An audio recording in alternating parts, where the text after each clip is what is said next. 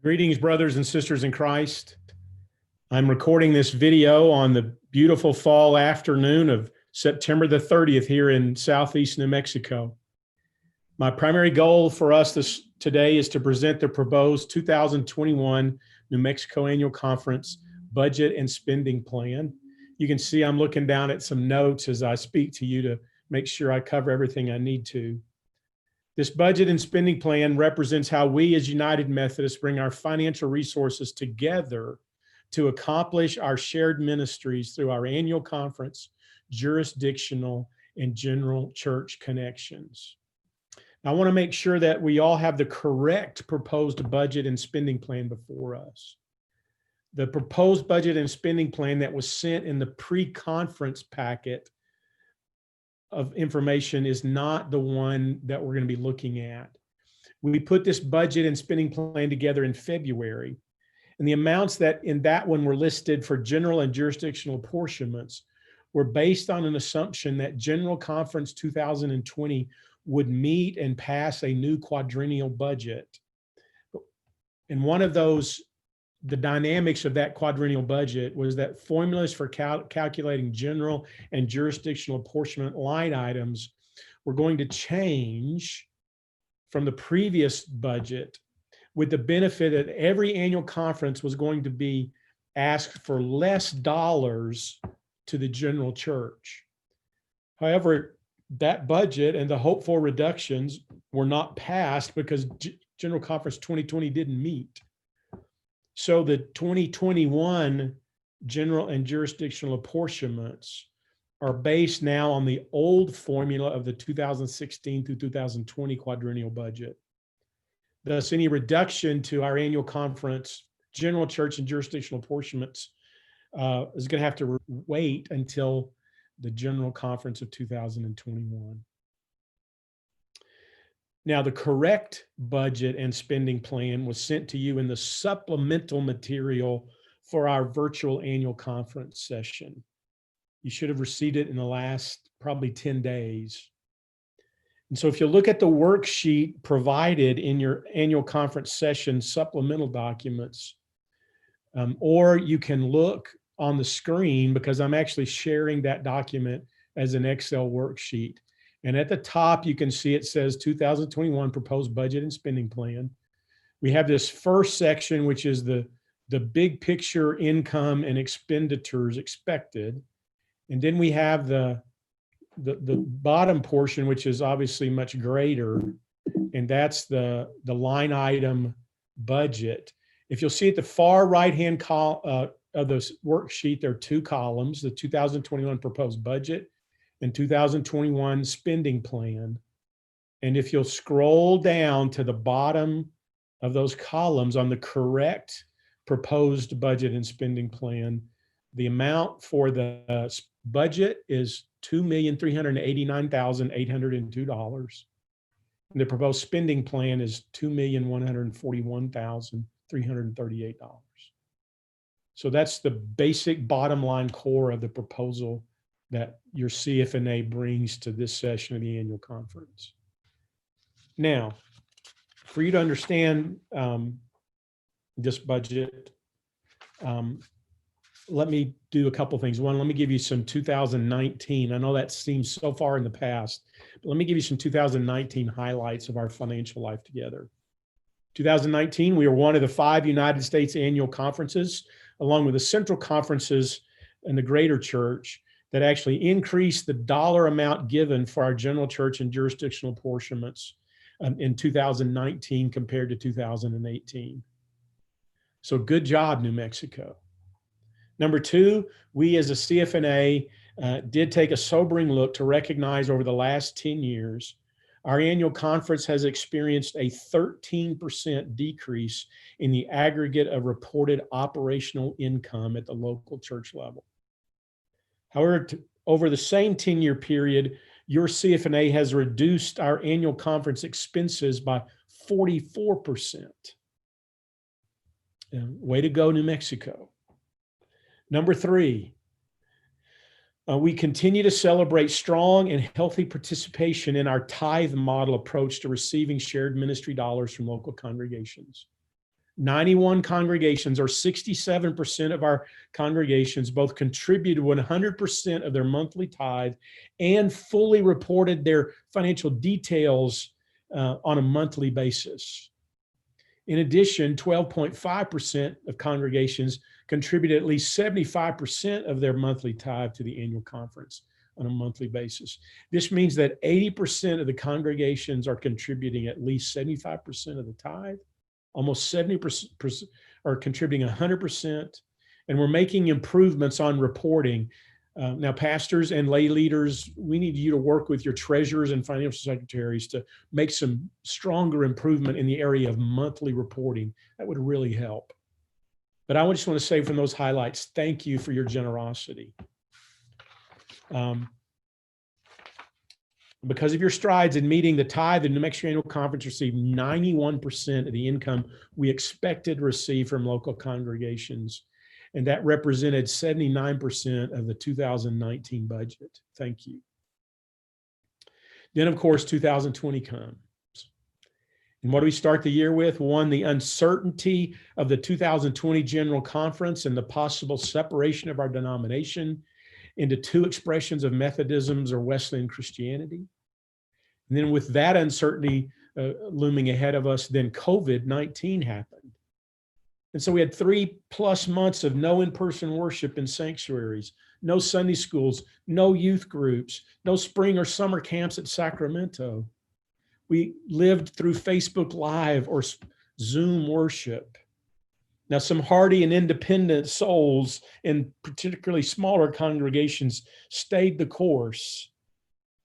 Others of us are not even back to anything like quote unquote normal in-person church life. We're moving forward to what a new normal is. So how did your CFNA respond to COVID-19 dynamics? Number one, we gave local congregations breathing room to get a handle on income and expenses at the local church level by granting a 2-month reprieve from the tithe in the months of April and May.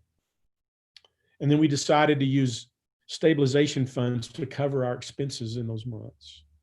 Also, thanks to the foresight of Provost Randall Parton and Treasurer Griselda Sandoval, the annual conference did apply for and receive a payroll protection program loan to defray staff costs. And those two able leaders are continuing to oversee the expenditures of those dollars to make sure that that loan becomes a forgivable grant. Number three, your CFNA made several, what I believe are prudent operational decisions related to dollars. First, we put a temporary hold on our payments of general church and jurisdictional church shared ministries or apportionments for April and May to allow us as an annual conference breathing room to get a handle on our income and expenses during the COVID impacted months. Second, we recommended and the conference ministry team approved a 14% reduction in the expense side of our 2020 spending plan as a way to more closely align income with expenses. And third, we did decide to resume payments of our general church and jurisdictional apportionments in June. However, we changed the method by which we make those payouts.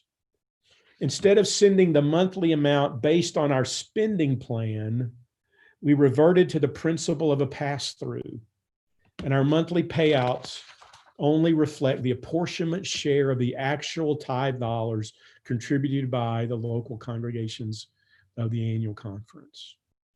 The impact of this change is that our spending plan had set a goal that we would pay at a minimum 70% of our general and jurisdictional apportionments in 2020, which was an increase from our 54% in 2019. But with the pass-through approach, we are now estimating that we will be back around 50% of a payout for general and jurisdictional shared ministries by the end of 2020. And then now that's 2020 where we are. And now let's look at this 2021 budget and spending plan before us. Now, making a decision for 2021, even in October 2020, brings challenges, right? the certainty and uncertainty of the lingering or growing financial impacts on church families and thus local congregations, and thus the annual conference from COVID-19 because of restricted in-person worship and other church connections being limited. Number two, the unknown social and financial impact of the upcoming national elections in November 2020. And number three, the impact of the fragile denominational unity or possible separation coming out of the decisions or lack of decisions by the late fall 2021 General Conference. So how do we budget and create a spending plan for such a year? So here's what your CFNA did. We followed our normal schedule of work that we worked through to create the proposed budget and spending plan in late February and early March before COVID-19 hit. And we used the formulas for overall expected income and expenditures from our existing tithe model. We took into account probable reduction in income from local congregations before COVID. And we identified available stabilization and endowment fund distribution income that we can and have and will use to complete the income side of our financial equation as an annual conference. And then with the help of Randall Parton and other ministry leaders, we focused expenditures on priorities like new church development for new places for new people, for campus ministries that reach young adults of the Gen Z generation, and the dollars needed to support the leaders and staff of our existing district and annual conference structure. And this budget and spending plan and our focus remain committed to the principle that the life of the annual conference is only as strong as the health and the life of your local congregation. And so because of these elements, and then the adjustment we had to make because of the change related specifically to general church apportionments and jurisdictional apportionments that I talked about earlier, we decided to retain that spending plan and budget that we created in early 2020. However, we also wanted to communicate some operational oversight dynamics that are going to be at play in 2021. Number one, almost all annual conference leadership and ministry meetings will continue as Zoom meetings, which are less expensive unless in-person meetings are absolutely necessary. That brings a helpful cost savings. We will continue applying the pass-through principle and paying general and jurisdictional shared ministries. Most likely, it will result in another year of around 50% payout. Now, the spending plan still holds us and calls us to the 70% goal in payouts, and the budget obviously is a 100% goal of paying our general and jurisdictional apportionments. That's what we want to attain to and hold before us, but we want to be prudent also. And number three, just one thing to share is that the proposed spending plan that is before us represents over $13,000 reduction from the 2020 spending plan and a $72,000 reduction from the 2021 budget. So we're tightening our belt one more notch, trying to be best stewards of our money together. So with this report, Bishop, I now ask the proposed 2021 budget of $2,389,802 and $2,141,338 spending plan be accepted and approved by the 2020 New Mexico Annual Conference session. Thank you.